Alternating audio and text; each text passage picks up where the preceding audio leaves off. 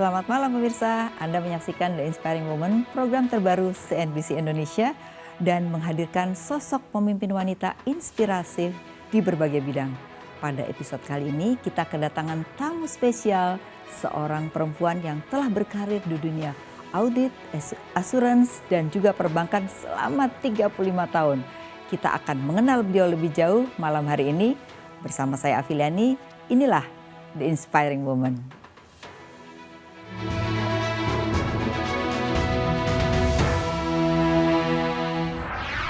Saya akan perkenalkan tamu spesial kita hari ini yaitu Ibu Tila Gavati Nadason. Beliau yang akrab disebut dengan Ibu Tila. Beliau adalah Director of Finance dari Maybank Indonesia Tbk. Selamat malam Bu Tila. Selamat malam Bu Afi. Apa kabar? Baik, baik. Sudah lama kita nggak ketemu ya. Biasanya kita setiap lebaran ketemu. Tapi 2 tahun ini karena pandemi kita tidak bertemu ya. Iya. Iya Bu Tila ini termasuk yang kita undang sebagai Inspiring Woman karena Ibu termasuk pemimpin di Indonesia yang jarang sekali. Di perbankan itu perempuan tidak banyak ya. Nah, Ibu ini kalau melihat 35 tahun sudah berkarir ya. Mulai dari audit, kemudian di asuransi dan juga pernah menjadi konsultan dan tax di Pricewaterhouse juga ya. Nah, kemudian bisa tiba-tiba ke perbankan gitu. Nah, di perbankan pun sudah lebih dari 10 tahun ya. Iya. Gimana perjalanan karir Ibu nih dari mulai awal sampai tiba-tiba ke bank nih? Bisa diceritakan Bu? Pertamanya terima kasih ya Bu Afi atas undangan ini. Mungkin bisa dibilang takdir yang memasukkan saya ke dunia perbankan. Selesai kuliah, saya langsung bergabung dengan KAP, Kantor Akuntan Publik Pricewaterhouse. Waktu itu dikerja di Singapura, setelah itu di Hong Kong, dan akhirnya saya ditempatkan di kantor PwC di Jakarta. Oh, jadi sempat di Jakarta waktu itu ya? Iya. So, beberapa tahun setelah di Jakarta, saya menjadi partner Transaction Services.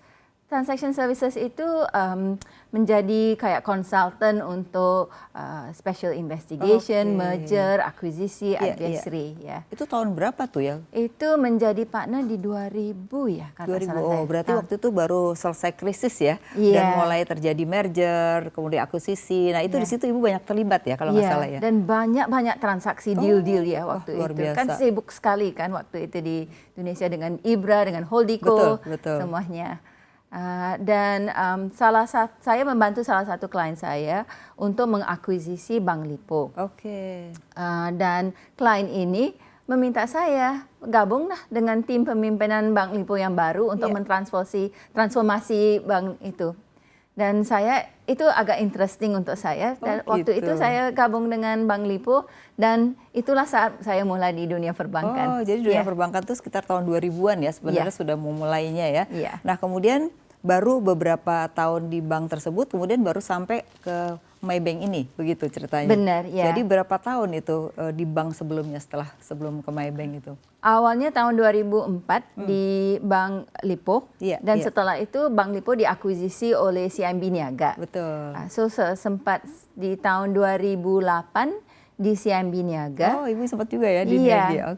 Menjadi CFO juga. Betul. Dan setelah itu di tahun 2009 baru saya mulai gabung dengan Maybank dan Indonesia. Kemudian jadi Maybank yang dahulunya BII. Luar biasa Ibu, jarang-jarang sekali orang jadi CFO dan mungkin paling lama kalau dihitung dengan yang lain begitu ya Bu ya. Nah, sekarang saya juga melihat bahwa Ibu ini berhasil berarti karena dipercaya. Mau tidak mau CFO itu adalah orang yang dipercaya oleh yang namanya pemegang saham pastinya.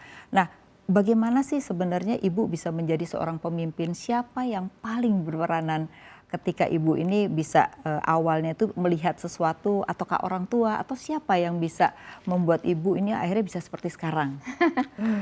Mungkin terus terang, I think ini adalah hasil atau dorongan dari ibu saya. Oh, luar biasa. Jadi Ibu ya mendorong. Ibu menjadi supporter saya yang paling penting lah untuk saya tetap berkarier, tetap ke posisi ini. Pada awalnya waktu saya kecil sekali, Mama selalu bilang edukasi itu penting sekali. Always preaching the importance of education.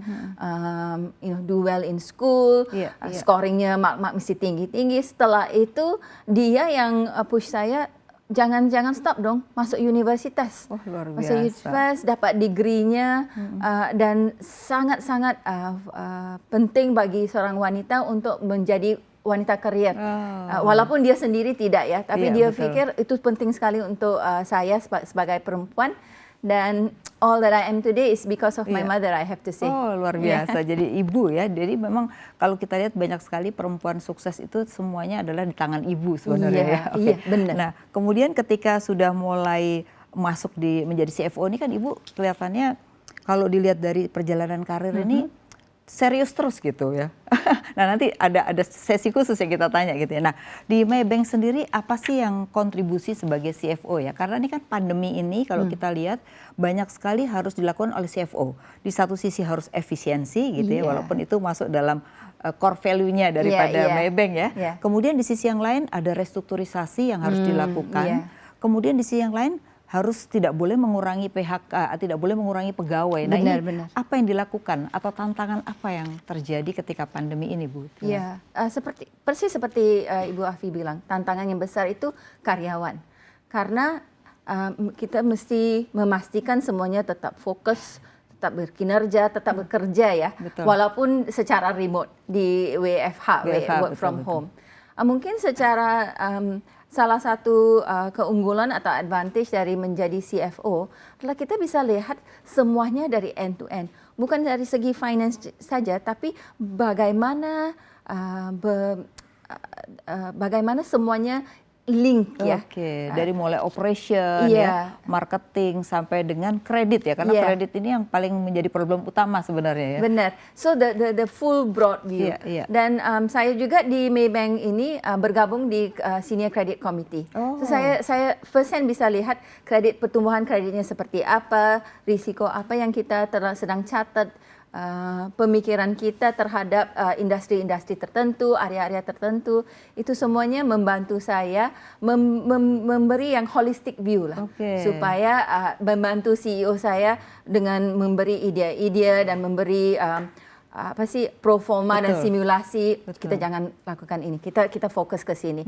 Itu semuanya adalah salah satu peran saya yang utama, saya pikir, bukan saja di angka, tapi melihat strategi bisnis seluruhnya dan bagaimana semuanya menghasilkan ujung-ujungnya ke angka nasabah, Betul. angka di laba, angka di pastinya aset. ya. Kalau kita melihat memang performance-nya ya walaupun turun tapi masih termasuk bagus di antara bank-bank besar gitu ya. Jadi itu adalah peran CFO pastinya Iya, gitu ya. pasti. Nah, Bu Tila ini termasuk pemimpin yang model apa sih gitu kan? Kalau kita lihat tuh pemimpin ada yang model transformasional, ada yang tipenya demokrasi, ada juga yang otoriter ya. Iya. Tapi jangan dijawab dulu, nanti di segmen berikutnya. Ya bisa, jangan kemana-mana. Selanjutnya kita akan bicara tentang soal digitalisasi perbankan yang dilakukan oleh Maybank. Di Inspiring Women bersama Director of Finance Maybank Indonesia, Ibu Tila Gafati Nadason akan kembali sesaat lagi. Jangan kemana-mana.